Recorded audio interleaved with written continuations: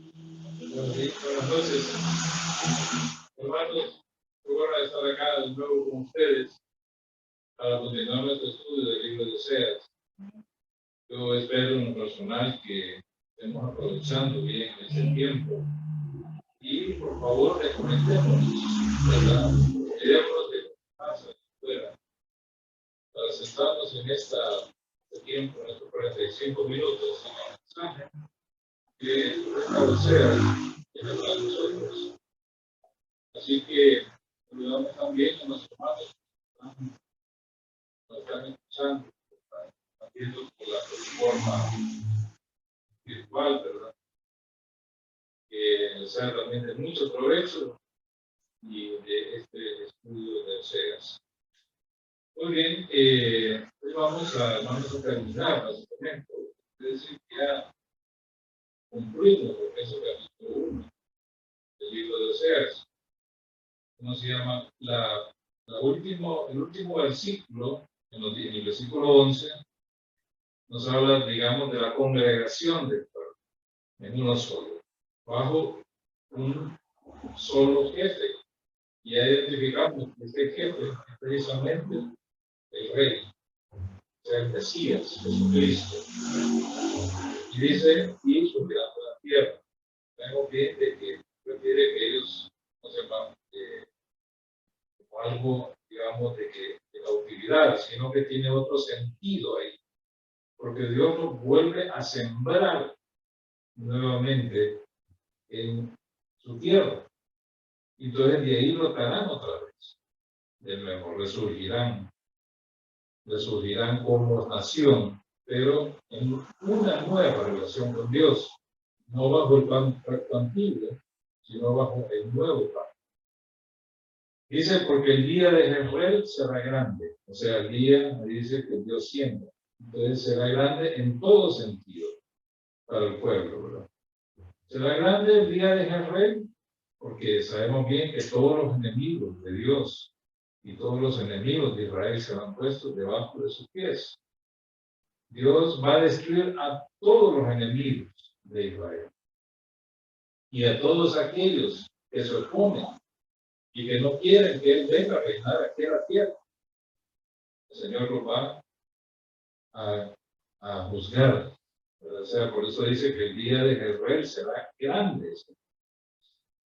Y recordemos que el día de Jezreel también, o el valle de Jezreel, es el mismo valle donde se va a dar, donde se va a llevar a cabo la batalla de Armagedón, donde nuestro Señor Jesucristo va a destruir a todas las potencias mundiales que se han reunido ahí. Según ellos, para impedir que Él venga a gobernar.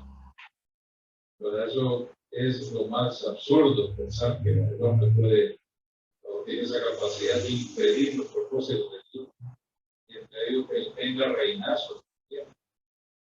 En un reino que va a ser visible, el reino de Dios sobre la tierra, es el cual nosotros esperamos. Muy bien, entonces, después de eso, no quiere decir que el contexto del versículo 10 al 11 termina ahí, no, termina en el 2.1. Podemos decir que ese es el contexto. Yo quisiera también, hermanos, agregar lo siguiente, ¿verdad? Cuando nosotros hablamos ahí.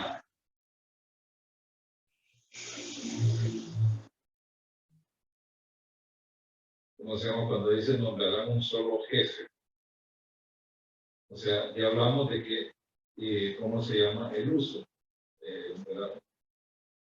Y sabemos de que el jefe, el rey, el gobernante, el partido, va a ser el mismo Señor. Ahora bien, el lugar donde Jesucristo reinará será la ciudad de Jerusalén, ¿verdad? Ahí va a estar el templo, ahí va a entrar de nuevo la gloria de Dios, la gloria del Señor, desde ahí de Jerusalén. Por eso dice que la ciudad santa se le llamará en el futuro trono de Dios. Así se le llamará trono, porque ahí el reino, desde ahí va a reinar. Miren lo que dice Jeremías, porque en su Biblia, en Jeremías 3, 16 y 17. Interesante ese verso, esos versículos. Jeremías 3, 16 y 17. Y acontecerá, dice, y cuando multipliquéis y crezcáis en la tierra, también ustedes, Él nos habla, nos vuelve a hablar de nuevo, ¿verdad? De lo que se habló ya en Oseas 1:10. Oseas 1:10, que ellos volverán, se multiplicarán todos los días. Entonces aquí nos dice lo mismo, básicamente lo mismo. Y acontecerá que cuando os multipliquéis y crezcáis en la tierra, está hablando de la tierra de Israel. Ese sería básicamente el significado de tierra. No es tanto de suelo, no es tanto de nación, no específicamente al lugar o a la tierra. En esos días, dice Jehová, no se diera más arca del pacto de Jehová, ni vendrá al pensamiento, ni se acordarán de ella, ni la echarán de menos, ni se hará otra. En aquel tiempo llamarán a Jerusalén trono de Jehová, y todas las naciones vendrán a ella en el nombre de Jehová en Jerusalén, ni andarán más tras la dureza de su malvado corazón. ¿Y qué iba a hacer Jerusalén? La heredad de Dios, la ciudad del gran rey, hacer el trono de Jehová, porque de ahí va a reinar, de ahí va a reinar todo el mundo. Lo que dice que llama la atención, que habla del arca. El arca era un símbolo, ¿verdad?, de la presencia de Dios, de la presencia del Señor en el lugar santísimo. El lugar santísimo.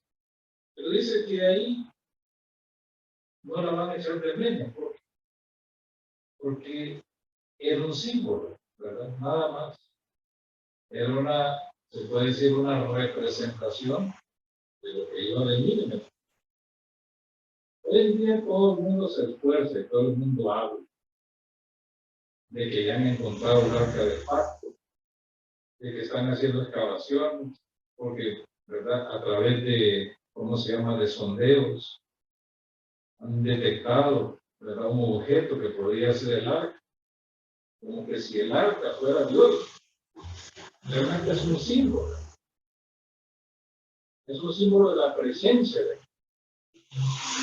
Moisés. Es el único que tenía acceso directo, no tenía que pasar, ¿cómo se llama?, por todo el ritual que tenía que pasar el sumo sacerdote, y lo hacía una vez al año. Moisés no, él entraba y Dios le hablaba de en medio del arca, donde Moisés recibía instrucciones de parte del Señor al pueblo.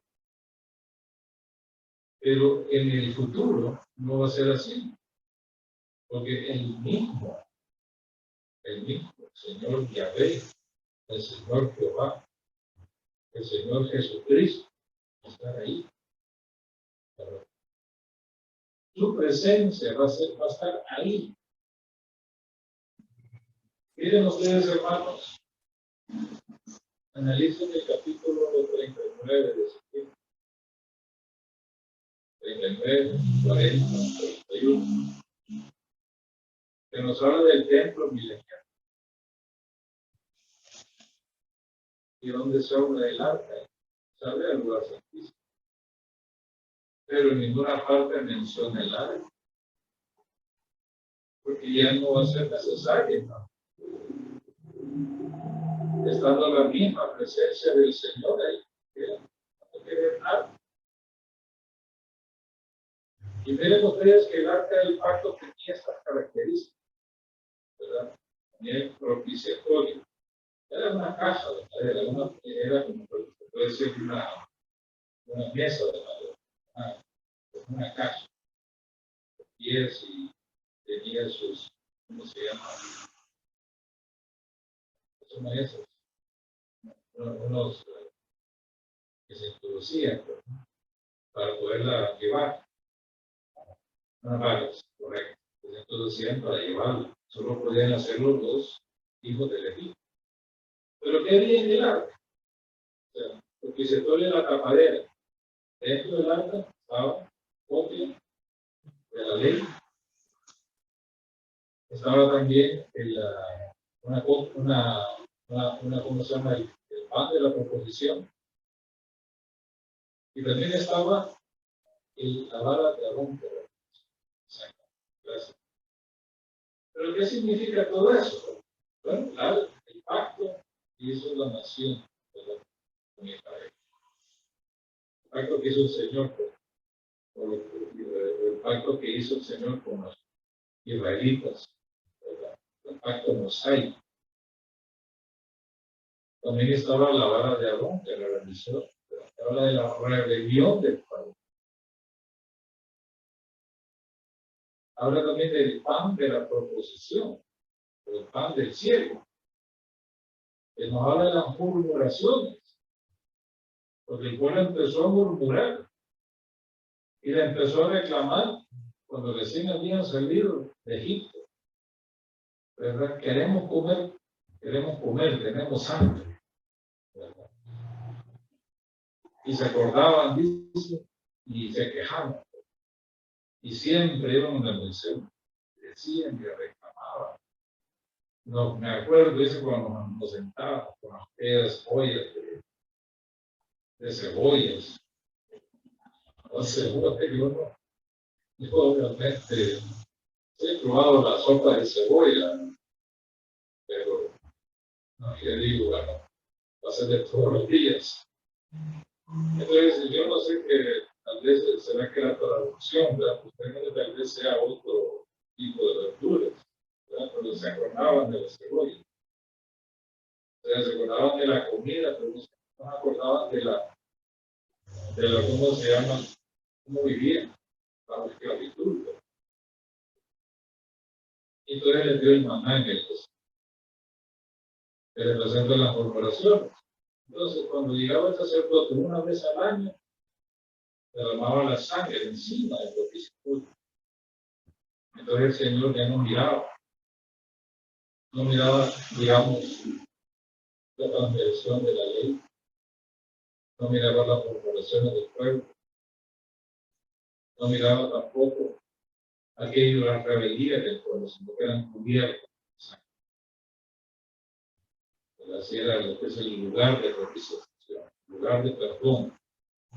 Pero el Señor no miraba eso, no miraba la sangre, que le daba satisfacción, pero satisfacción temporal, siempre como un tipo de belleza. Entonces, si el pueblo ha sido regenerado, si el arca del pacto era algo, podemos decir, temporal, la sangre de animales que se derramaba ahí cubría temporalmente el pecado, pero no quitaba. ¿Por qué entonces va a ser necesario un arca del pacto ahí en el milenio para un pueblo regenerado? Para un pueblo que ya tiene el espíritu de Dios, para un pueblo que donde las leyes están escritas en su corazón, para un pueblo que es ahora pueblo del Señor, hijo del Dios viviente. Entonces me llama la atención eso. Y ese ni se acordará ni para qué van a querer el arca. Hoy en día, como digo, lo buscan como un especial tesoro, como casi un objeto de adoración, lo que es el arca. Pero no es el arca para nosotros que hemos alcanzado estos tiempos, ya entendemos lo que es el arca. No tiene significado para nosotros, más como simbólico de la presencia de Dios. Entonces, por eso dice ahí que Jerusalén será el trono de Jehová, porque ahí va a estar el Señor en forma visible, y acudirán a él de todas las naciones. Esa es la esperanza que nosotros, hermanos, tenemos. Y ahí estaremos como la esposa de Cristo, su iglesia. Ahí estaremos. Muy bien. Yo quería puntualizar en eso. Muy bien. Entonces, vayamos ahora a lo que es el capítulo 2, verso 1.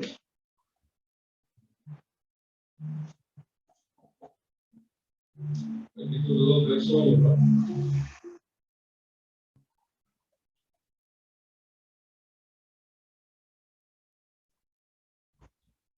Dice así: decid a vuestros hermanos,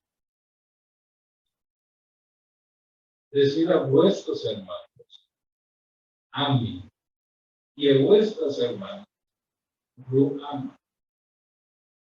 Ahí no termina el contexto que se inició en el versículo 10. Ahí se inicia, ahí termina básicamente. Ya del versículo 2 en adelante, se puede decir que es una explicación o una ampliación de todo lo que se ha dicho en el capítulo 1. Y lo vamos a ir viendo.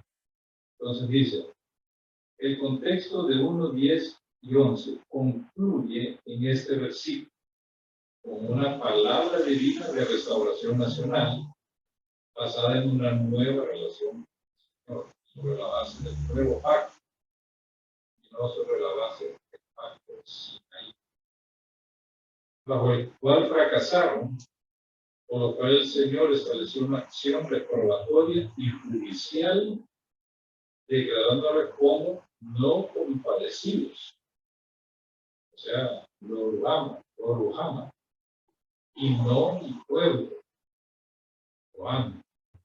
Y los hijos de Sebas serían un testimonio viviente de la realidad de este juicio. Así como el juicio de hombres y mujeres, por igual, la restauración será para ambos. O sea que aquí no hay, nadie se excluye, porque Dios nos mira como un pueblo, ¿verdad? Compuesto por hombres y mujeres. Entonces, de la misma forma también, la restauración será integral y completa. Ahora bien, ¿qué podemos decir de este versículo? ¿Qué podemos decir? Cae dentro de lo que se denomina profecía no cumplida. Después de este versículo, era un solo versículo que es profecía que aún no se ha cumplido. Espera cumplimiento. Ya veremos. Y su cumplimiento se llevará a cabo en el tiempo denominado como postreros días. Oseas 3:5, que ya se lo había antes mencionado, dice: después volverán los hijos de Israel y buscarán a Jehová su Dios y a David su rey, y temerán a Jehová y a su verdad en el fin de los días. En otras dice, en los postreros días. Pero es lo mismo, postreros días o fin de los días. Es exactamente lo mismo. Los postreros días. Este tiempo, dice, hace referencia a la presente dispensación, o sea, la dispensación que nos encontramos. O sea, la dispensación de la gracia, que también tiene otro nombre, los días. También tiene otro nombre que se llama, ¿cuál? Los tiempos de los gentiles. O sea, tiene varios nombres, pero hace referencia a esta época. digamos, en el mundo se le llama época postmoderna.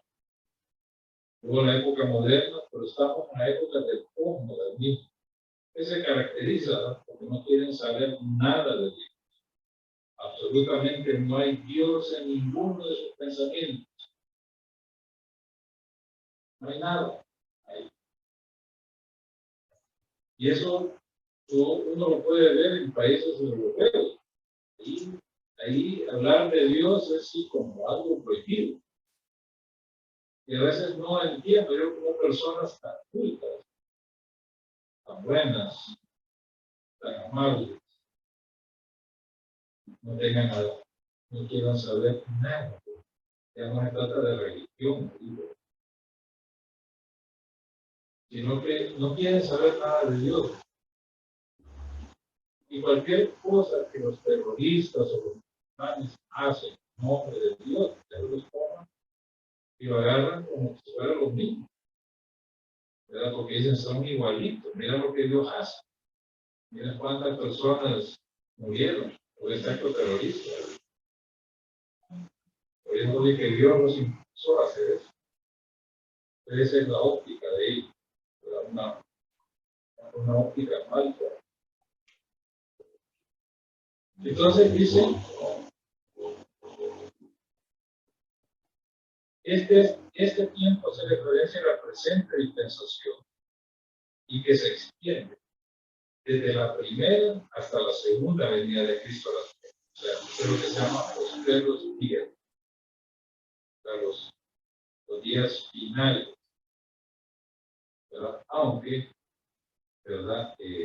Hablamos de días, cuando se sabe que lo que significa son tiempos finales. La característica de este periodo de tiempo es el juicio de endurecimiento que ha caído sobre Israel. Otra de las cosas por las cuales se caracteriza también por la salvación de los gentiles y el establecimiento de la iglesia como testigo de Dios y de Jesucristo en el mundo. El juicio de endurecimiento será quitado cuando el último de los gentiles haya sido salvo. Entonces vendrá la salvación de Israel. Bien, lo que habíamos leído ya en Romanos 11:26.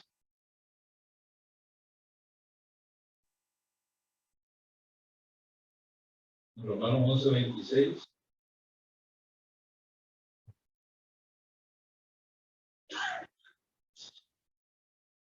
Dice, y luego todo Israel será salvo, como está escrito. Tendrá de Sión el libertador que apartará de Jacob el impiedad. Y este será mi pacto con ellos, cuando yo quite sus pecados. El versículo 25 nos habla de que es un misterio. Porque no quiero, hermanos, que ignoréis este misterio, para que no seáis arrogantes en cuanto a vosotros mismos. ¿Qué ha acontecido a Israel? Endurecimiento en parte, hasta que haya entrado la plenitud de los gentiles. O sea, la totalidad de los gentiles. Entonces, cuando haya entrado el último de los gentiles, el endurecimiento de Israel será levantado. Pero no todos. Porque ahí dice, endurecimiento en parte. O sea, cuando dice endurecimiento en parte, no está refiriendo precisamente a el remanente tiene. El remanente que ha existido siempre. Cuando dice todo Israel será salvo, está refiriendo precisamente a ese Israel, a ese remanente, que se convertirá y que reconocerá a Jesucristo como Mesías, posiblemente un grupo más grande. Comenzando desde los 144,000 israelitas que nos habla Apocalipsis, de las 12 tribus, 12,000 de cada tribu.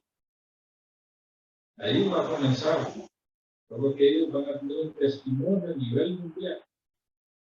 Es lo que muchos hablan del esfuerzo misionero más grande de todos los tiempos.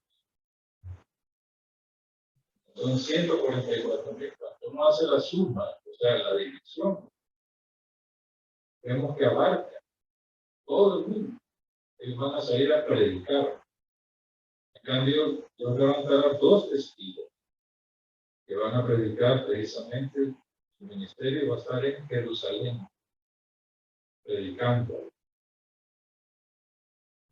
Entonces, serán levantados. Ahí va a comenzar todo. Ahí va a comenzar. Obviamente, me imagino que estos 144,000 que van a ser salvos durante el periodo de la gran tribulación, ¿verdad? Van a morir la mayoría. Van a ser muertos. Van a ser, ¿cómo se llaman? Como 144,000 pavos. Porque el Señor se los va a aparecer a ellos. Y los va a comisionar. Imagínense esos hombres, 144,000 pavos por todo el mundo. Como dicen aquí, pues, muchos serán muertos, van a matar a causa de su testimonio. Y claro, el anticristo va a resurgir.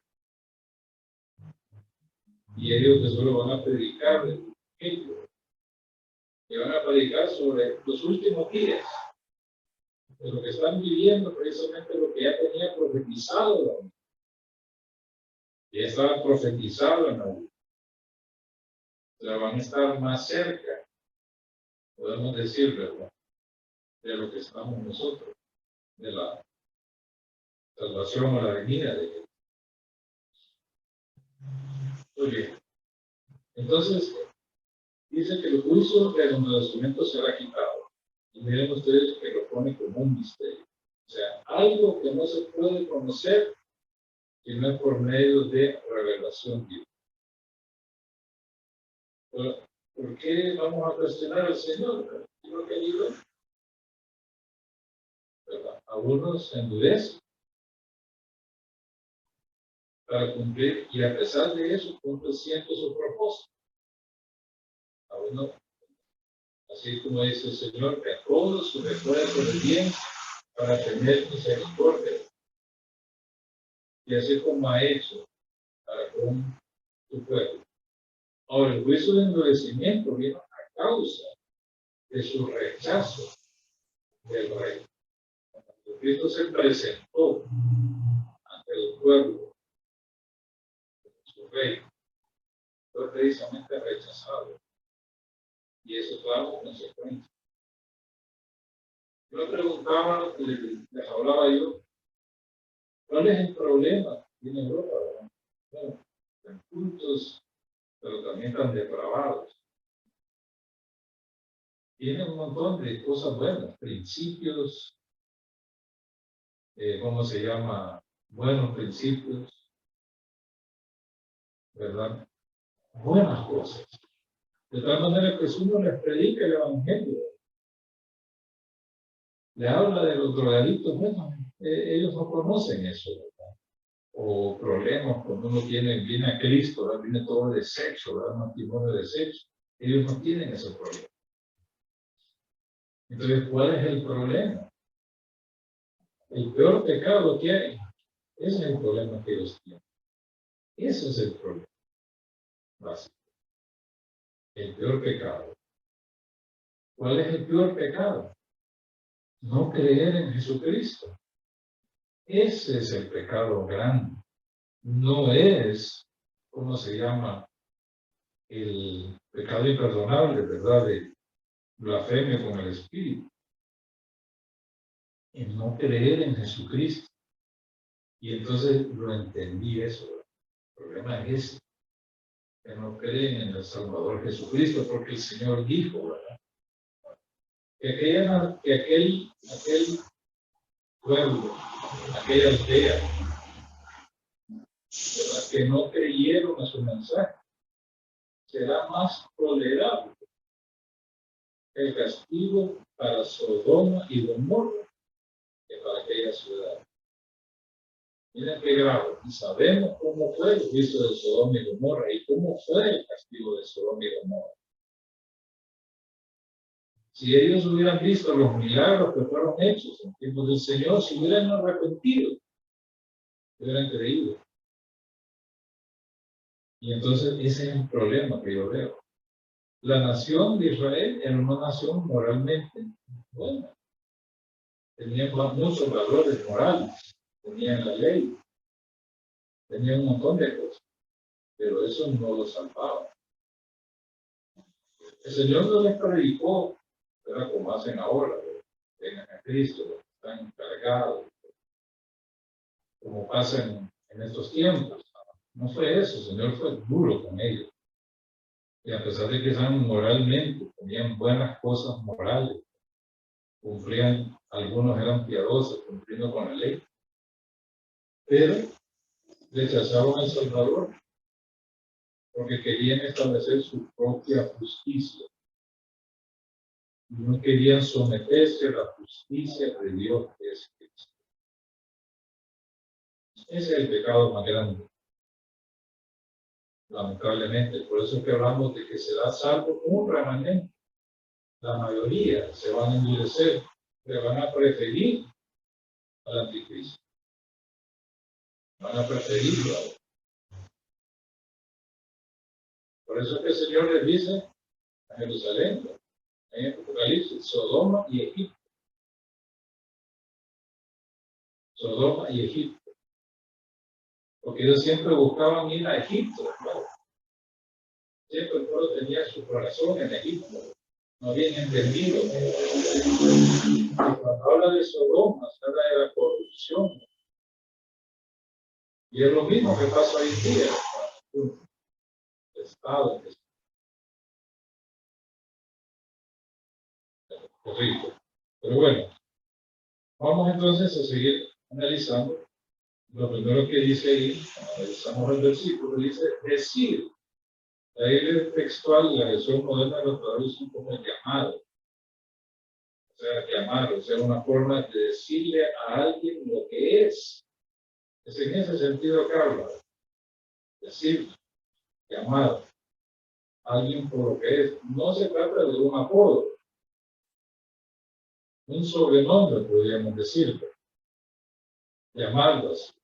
Nosotros nos caracterizamos en Honduras por apodo. Eso siempre ha sido como parte del folclore nuestro. Los apodos. Eso es terrible. Los apodos. Y principalmente en la escuela o en el colegio. Ahora está más controlado el público. Pero cuando yo estaba en el colegio, ¿no? Pues, era terrible el público. Pero dice llamar, o sea, nombrarlos de una forma generalizada. Y claro, no es muy profundo esto, forma que se les va a decir a ellos. Porque le está declarando la nueva relación que existirá entre el Señor y la nación restaurada. Esta es una palabra de un grupo de israelitas a otro grupo de israelitas. Esto solo puede ocurrir en una nación regenerada que se va a caracterizar por la unidad bajo el rey y el pastor mesiánico. ¿Verdad? O sea, un grupo de israelitas va a decirle a otro grupo. ¿Qué es lo que les va a decir? Vemos en el siguiente versículo que dice: decid a vuestros hermanos y también a vuestros hermanos, pero decid a vuestros hermanos a mí. O sea, así se les va a hablar. Y miren ustedes, la unidad del pueblo se expresa por el calificativo de hermanos y hermanas. Está en plural. Es el mismo hermano calificativo que utilizamos nosotros como iglesia. Somos hermanos y hermanas, porque nos caracteriza una misma fe, porque tenemos un solo Dios, que es nuestro Padre. Somos hijos de Dios por medio de Jesucristo. Entonces, por eso que somos hermanos. Entonces, lo mismo, exactamente lo mismo va a pasar ahí. O sea, va a haber esa misma unidad entre el pueblo. Hoy en día el pueblo, no crean ustedes, que está unido. La nación no, como si no está unida. Están unidas ahorita a causa, por ejemplo, por una necesidad. O sea, porque el pueblo se ve siempre amenazado. Tiene muchos enemigos en el mundo entero. La ONU es el primer enemigo de Israel. Y de cierta forma, esas circunstancias unen al pueblo. La indignación une al pueblo. Pero es una unidad no basada en una misma fe, como la tenemos nosotros. Pero ellos la van a llegar a tener.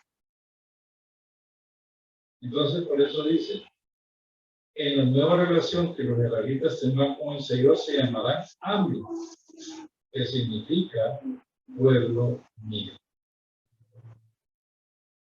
En vez de lo que se les dijo antes, no mi pueblo, se les va a decir Ami, pueblo mío, o mi pueblo.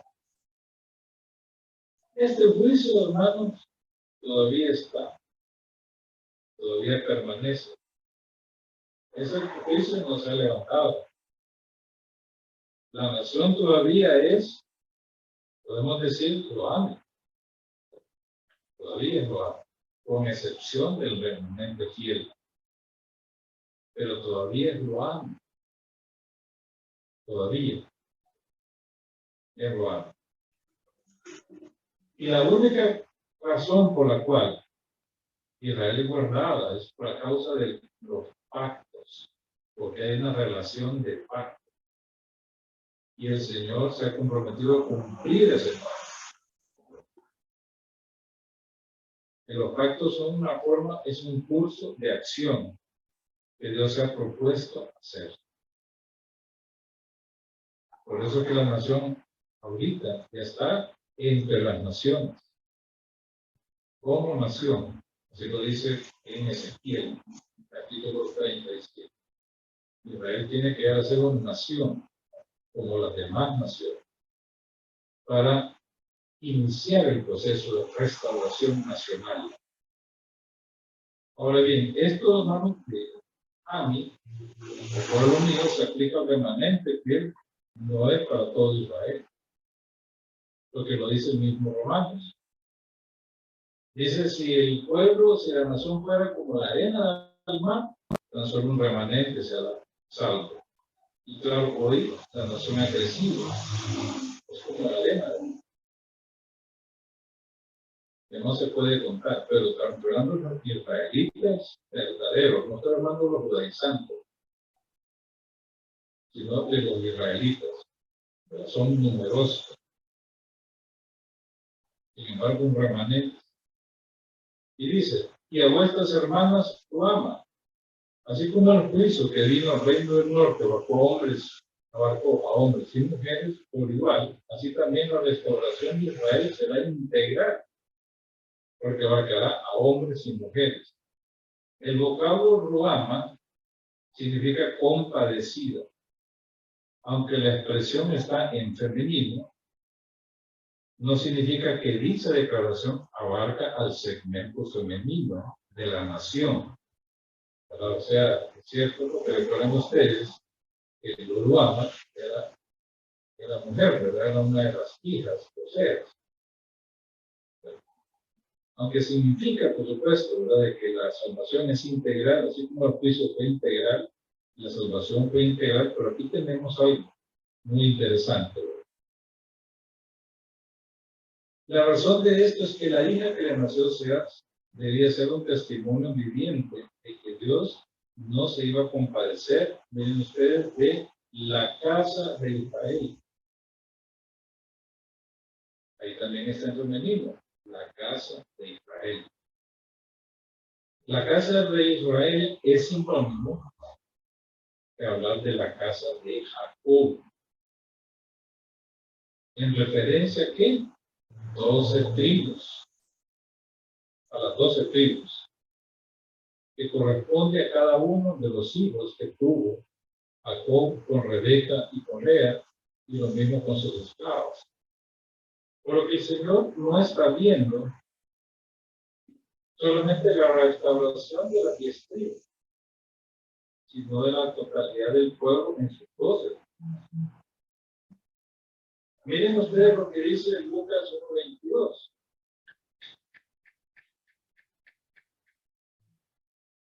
En San Lucas 1:22.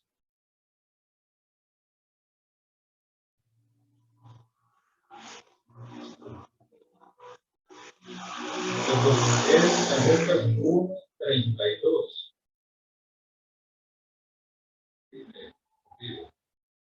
Dice San Lucas 1:32. Este será grande, hablando del hijo que llevaba María en su vientre, y será llamado Hijo del Altísimo, y el Señor Dios le dará el trono de David su padre, y reinará, miren ustedes, sobre la casa de Jacob para siempre, y su reino no tendrá fin. Entonces, utiliza el femenino, hay una expresión en femenino, compadecida, que se habla de la casa, o de la familia de Israel, o de la familia de Jacob.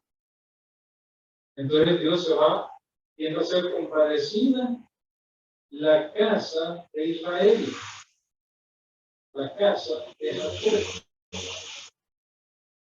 las 12 tribus, o sea que está viendo más allá que la simple restauración de las 10 tribus, sino que es la restauración total de la nación. Entonces, por eso se llama compadecida. O sea, va a ser objeto de la compasión del Señor. Ahorita no es objeto de la compasión, sino de la misericordia del Señor, básicamente. Maldito es.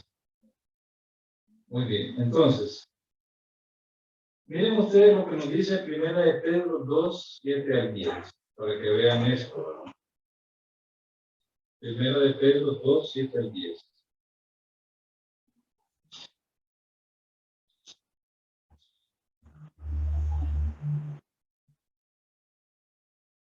Primera de Pedro 2:7-10. Miren ustedes.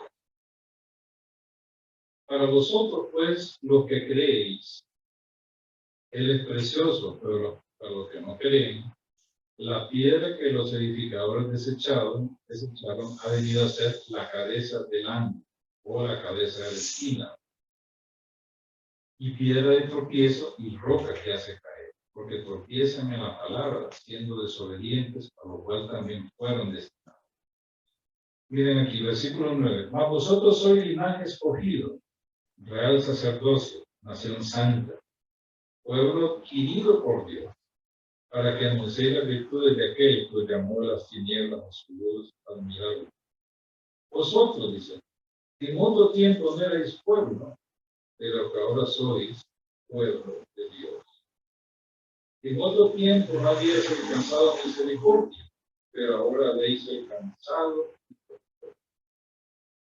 Primera de Pedro, hermanos, tenía un destinatario.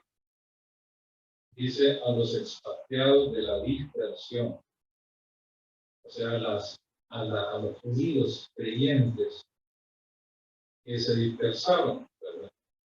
A ellos va a dirigir esta carta, aunque bien es cierto que esto es aplicable a los gentiles, pero va más allá todavía, a los judíos creyentes.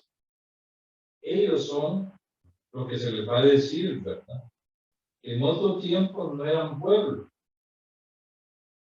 porque ahora están en una nueva relación de pacto, bajo el nuevo pacto.